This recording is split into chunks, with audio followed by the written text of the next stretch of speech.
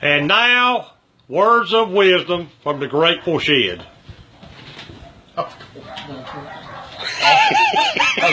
There's this man come to town, kind of down on his luck, had kind of bad times there.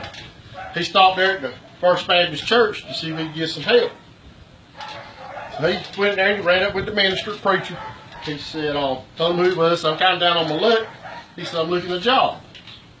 Preacher said, well, he said, the only job opening we got here is a janitor. He said, well, that's fine. He said, I'll be glad to do anything to get back up, get back on my feet. He said, well, fill out this application here. That man said, well, I can't do that. I can't read and write. Preacher said, well, if you can't read and write, he said, you can't apply for a job here. He said, I'm sorry. He said, the only thing I got to offer you here is this basket of apples. They give him a basket of apples. Man walked out to church like, what am I going to do with this basket of apples? He got there on the street corner, he got selling those apples. People come by and buy them from him, he'd sell them to them. Won't long, he was out of apples. So he went back to his little old place there and he thought, now what am I going to do? He said, I know why. He said, I'll go to the grocery store and buy me some more apples and sell them. So he went and bought him some more apples, went back to that street corner, sold his apples. In 3 weeks, he had a fruit stand. In 3 years, he owned a grocery store.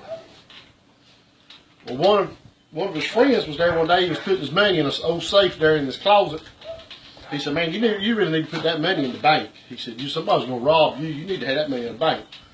He said, all right. He said, I'll do that. So he went to the bank, got with the manager there, said, I want to open an account. That man said, that's fine. He said, that's fine, sir. He said, did you fill out this paperwork here and we'll hook you right up? He said, well, I can't read or write. He said, you can't read or write? He said, no. Kind of looked at him like, he didn't know what was going on. And like I said, well, I'll fill out the paperwork for you. He said, how much is your initial deposit going to be? He said, $1 million. He said, $1 million? He said, man, you can't read and write and you got $1 million? He said, yeah. He said, well, what would you be if you could read and write? He said, the janitor down at the First Baptist Church.